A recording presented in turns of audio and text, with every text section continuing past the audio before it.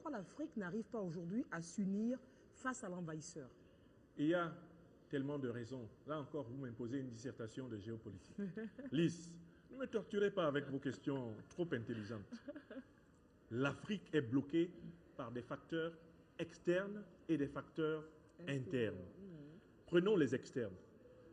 L'Occident est le continent le plus pauvre de la Terre. Ouais.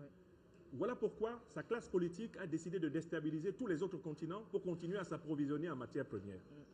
Car la classe politique occidentale est porteuse de l'angoisse existentielle de l'homme occidental. Ce schéma, tous les Africains, les dirigeants, normalement, ils le savent. Aujourd'hui, les populations même le savent aussi. Vous me parlez maintenant des causes endogènes. J'ai parlé des causes exogènes. Oui. Traite des Noirs, colonisation, néocolonisation, impérialisme. Pourquoi? Ils n'ont pas de pétrole, ils n'ont pas d'uranium, ils n'ont pas de café, ils n'ont pas de cacao, ils n'ont pas de gaz, ils n'ont pas de coltan, ils n'ont pas d'or. Des fois même pas de terre pour cultiver des fleurs. Je dis bien qu'ils n'ont rien. Nous, on a tout. Donc, ils organisent des vagues d'agression. Traite négrière, colonisation, néocolonisation, impérialisme et terrorisme. Les deux organisations terroristes qui attaquent le Togo sont des organisations de mercenaires de l'OTAN. C'est vous qui le dites. Mais ce n'est pas moi qui le dis. Pour la première organisation, chère Lys Diamié, les sources sont à trouver au département d'État américain, la naissance d'Al-Qaïda. Al-Qaïda est une organisation de mercenaires créée pour combattre les soviétiques en Afghanistan de la fin des années 70 au début des années 80. C'est une information scientifique que je vous donne. Deuxième information. La mission était différente quand même. Oui, mais c'est la même organisation. Donc on sait qui a créé Al-Qaïda. Ce n'est pas l'Afrique. Deuxième organisation, l'État islamique. Elle a été créée dans les années 2010. L'actuel président des États-Unis d'Amérique, le président Donald Trump, dit clairement: l'État islamique a été créé par l'administration de mes prédécesseurs, Obama et Clinton. La vidéo est disponible sur YouTube. J'ai écrit un livre, le livre phare, je ne m'en vante pas, mais de la géopolitique de cette année, intitulé L'impérial terrorisme, dont je souhaite qu'un tirage spécial soit fait ici à Lomé pour que vous puissiez lire. Il n'y a que des preuves américaines, européennes, françaises, occidentales, que les deux organisations terroristes qui ont tué des soldats togolais sont en réalité des organisations de l'OTAN. Je dis bien preuve américaine, c'est-à-dire que je ne cite pas un Africain dedans. D'accord? Donc, ce que je vous dis là, ce n'est pas des propos d'incitation à la haine. Je ne suis pas factuel, c'est factuel. Et vous qui êtes des professionnels de l'information et de la communication, devez arrêter de biaiser avec ça. Nous ne sommes pas attaqués par des gens qui veulent nous rendre musulmans. Nous sommes attaqués par des mercenaires de l'OTAN et de leurs alliés du Moyen-Orient pour contrôler nos richesses ici. Et c'est parce que le président Faure Gnassingbé l'a compris qu'il a décidé de développer le multilatéralisme togolais. Regardez la grande visite en Fédération de Russie, il y a quelques semaines. Vous pensez pourquoi il l'a fait? Parce qu'il sait que ceux qui ont tué ces soldats sont ceux-là même qui lui disent qu'ils l'aident à combattre le terrorisme. Le Mali, le Burkina Faso et le Niger ont clarifié cette question. On ne combat pas le terrorisme en s'appuyant sur des puissances qui l'ont amené. C'est aussi simple que ça. Et le Togo, dans sa dynamique géopolitique, a compris parfaitement cela. Et c'est comme ça que nous comprenons son positionnement pour soutenir l'AES et pour diversifier son partenariat de sécurité. Alors le Togo a compris, mais ne l'exprime pas clairement finalement. Mais parce que le Il Togo, faut le lire. Parce que le Togo est encore membre de la CEDEAO. Oui. Il est encore membre de la CEDEAO et il est l'ami de l'AES. Et le Togo est à l'initiative de l'Alliance des peuples africains, l'APA, portée par le professeur Robert Doucet-Comlan, sur instruction de son patron, le président du Conseil. Donc le Togo essaye encore de rassembler ce qui n'était pas... Être le pont. Voilà, d'être le pont. La médiation. C'est écrit dans toute la publicité de cette affaire. Donc, écoutez, j'ai donné là quelques exemples de ce panafricanisme concret qui fait qu'on ne peut pas renoncer à cette idéologie. Enfin, je voudrais quand même vous dire qu'à l'origine du panafricanisme, c'est l'humanisme universel. Pourquoi? Parce que toute l'humanité vient d'Afrique. La peau blanche est une mutation de la peau noire par perte de la mélanine il y a environ 300 000 à 400 000 ans, selon les données de la génétique des populations. Toutes les populations de la Terre que vous voyez là sont des populations d'origine africaine. Et on sait même que tous les continents à l'origine étaient peuplés de Noirs. Cheikh Anta Diop l'exprime bien dans Nationalité. Et il en a donné les preuves scientifiques. Toutes les preuves scientifiques, oui. Là encore, moi, je ne vous dirai rien sur ce plateau qui ne soit pas documenté d'une manière incontestable. Les Blancs que vous voyez sont des descendants d'anciens Noirs. Il leur arrive même, des couples de Blancs, de refaire des Noirs. Nous sommes la même espèce et nous ne pouvons donc pas être racistes. Nous, Africains de tradition, savons que nous sommes les héritiers de l'humanité intégrale. Et même les trois religions monothéistes sont nées sur notre continent. le véritable temple de l'humanité, c'est son berceau, c'est l'Afrique.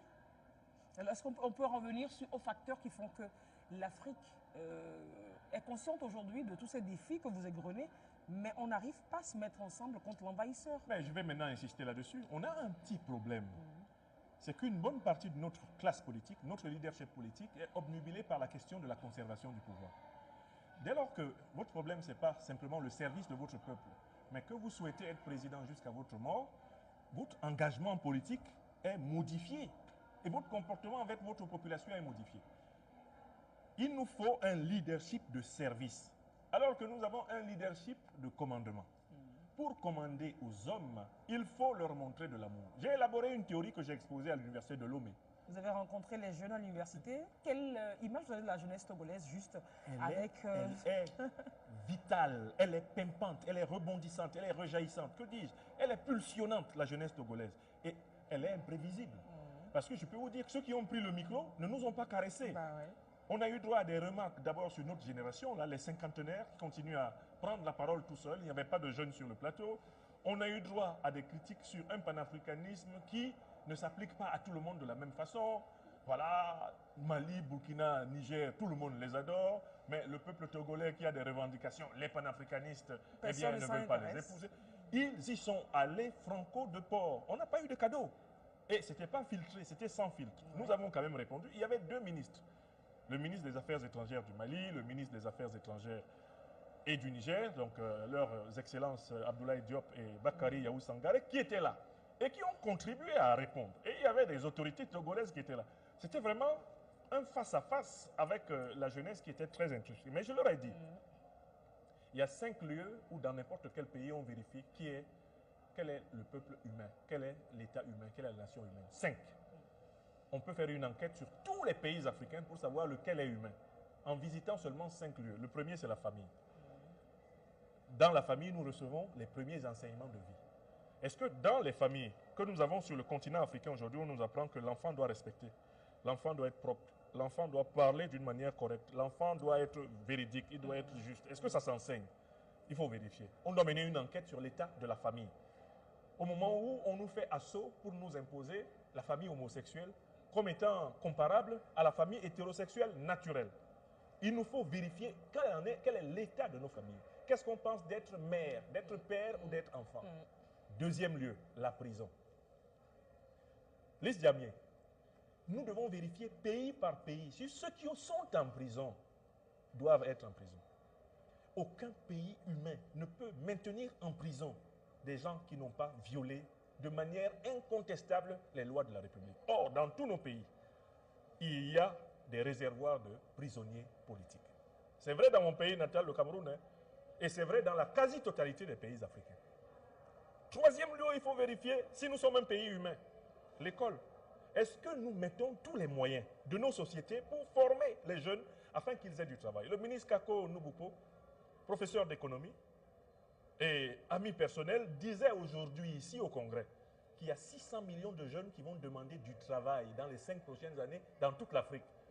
Mais comment on peut prétendre qu'on va leur donner du travail si on ne leur a pas d'abord donné une formation qualifiante qui leur permette d'être à la pointe des besoins de nos sociétés?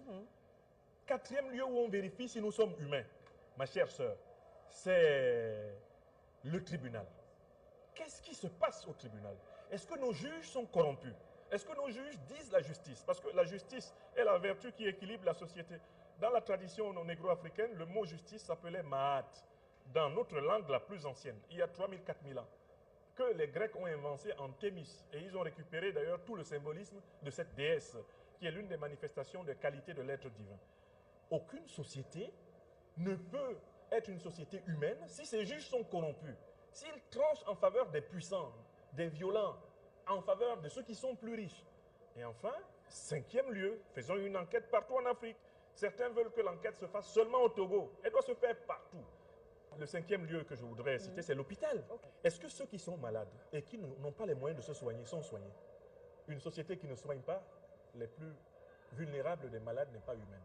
Donc voilà 5 critères qu'on peut appliquer au Cameroun, au Togo, au Sénégal, au Nigeria. Et on va se rendre compte que nos sociétés sont encore, ma chère Lise Diamé, majoritairement infrahumaine, inhumaine.